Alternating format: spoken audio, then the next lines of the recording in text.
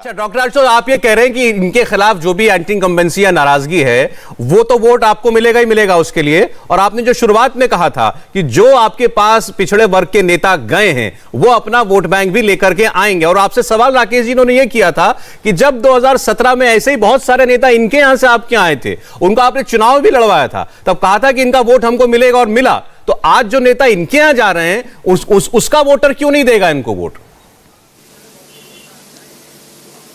इसका मैं उत्तर देता हूं। देखिए, किसी भी पार्टी का दो तरह से विकास होता है, एक वर्टिकल, एक हॉरिजॉन्टल।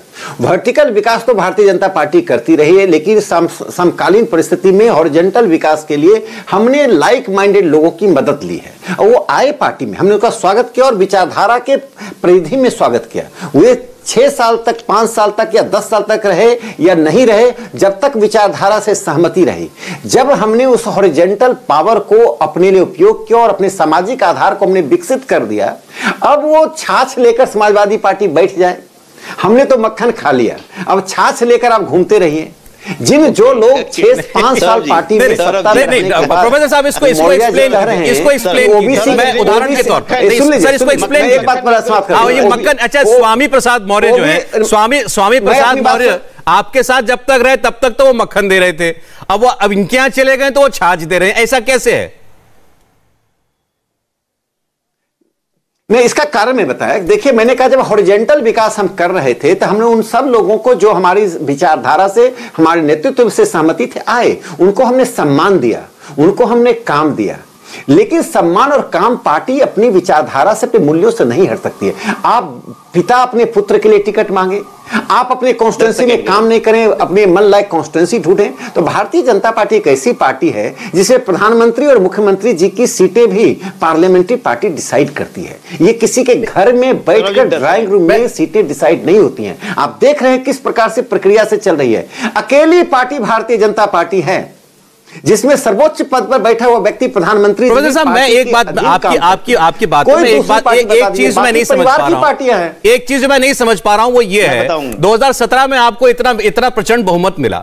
आपकी पार्टी के नेता लगातार ये भी कहते हैं कि ये मोदी जी के काम का प्रभाव था और इतने त्रस्त हो गए थे सपा सरकार के रूल से और बहुजन समाज पार्टी के रूल से कि लोगों को आप अब एक अल्टरनेट चाहिए था और सामने मोदी जी दिख रहे थे, तो उन्होंने आपको झोली भर भर के वोट दे दिए। तो ऐसे में तो ये नेता जितने आपके पास आए, इनके आने ना आने से कोई फर्क नहीं पड़ना चाहिए था, क्योंकि वोट आपको वैसे ही मिल रहा था, अगर आप लोगों की पुरानी बातें सही है तो। और अगर वो वोट लेकर आ रहे थे तो मतलब उनके पीछे कोई जनाधार है।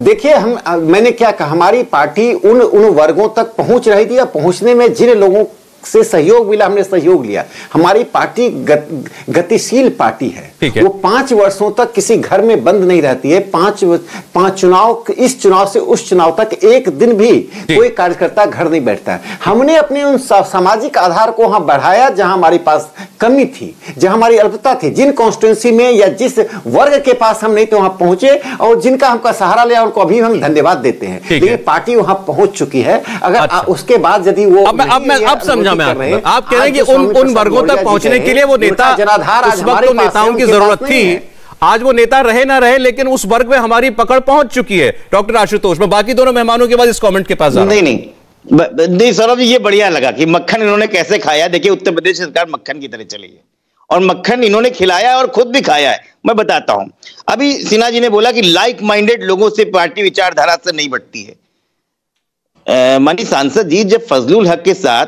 आप सरकार में बैठे थे, मुस्लिम लीग के साथ में, तब आपकी जो विचारधारा कहां चली गई थी? तब तो आपको सत्ता चाहिए थी, तो आप सत्ता के साथ भागीदारी करके आपने सत्ता का भोग किया। फिर जब मुस्लिम लीग के साथ, पीडीपी के साथ आपको सरकार बनानी थी कश्मीर में, तब महबूबा मुफ्ती के साथ आपने सत्ता का भोग किया। फिर आपको लगा कि इनका यूज हो गया है तो यूज एंड थ्रो कर दो। यही आपकी जो मेंटेलिटी है यूज एंड थ्रो वाली, ये पिछड़ों ने समझी है। इस बार उत्तर प्रदेश में जो हालात हुए हैं, 69,000 भर्तियों पे 4% आपने आरक्षण दिया पिछड़ों का, और जब आपके द्वारा ही बनाया गया पिछड़ा वर्ग आयोग ने इस पे सवाल उठाया तो योगी सरकार ने बोला कि हाँ ये गलत हुआ है, हम इस पे काम करेंगे, लेकिन काम नहीं किया। तो झुंझुना दिखाया आपने पिछड़ों से, वोट भी दिखाया आपने। आप इतिहास देख लीजिए, सन 89 से लेकर लगातार भारतीय जनता पार्टी लगातार कल्याण सिंह जी का चेहरा लगा के पिछड़ों का वोट लेती रही और सबसे बड़ी पार्टी बनती रही। मैं डाटा के साथ दे सकता हूं। जब उसने पिछड़ों का साथ छोड़ा और माननीय राजनाथ सिंह जी को और रामप्रकाश गुप्ता को रिप्लेस किया, उसके बाद से आप भारतीय जनता पार्टी का उत्तर प्रदेश में आप ग्राफ देख लीजिए, लगातार गिरते हुए चला गया। 2016 में जब अमित शाह जी आए तो उन्होंने फिर कहा कि पिछड़ों को साथ लेके सरकार बनानी है, और केशव प्रसाद मौर्य जिनको कोई नहीं जानता था उनको चेहरा बनाया और चुनाव लड़ा, पिछड़ों को फिर झुंझुना दिखाया और सरकार बनाई। और जब सरकार बनी तो केशव प्रसाद मौर्य की तख्ती लोक भवन से फेंक दी गई और अजय कुमार बिष्ट को बनाया गया। यह है हकीकत आपकी, इसलिए आपसे लोग नाराज हैं, इसलिए आपने वादा खिलाफी किया है। इंडिया टीवी हर वक्त हर जगह डाउनलोड करने के लिए सर्च करें India TV news Google play store या ऐप स्टोर पर।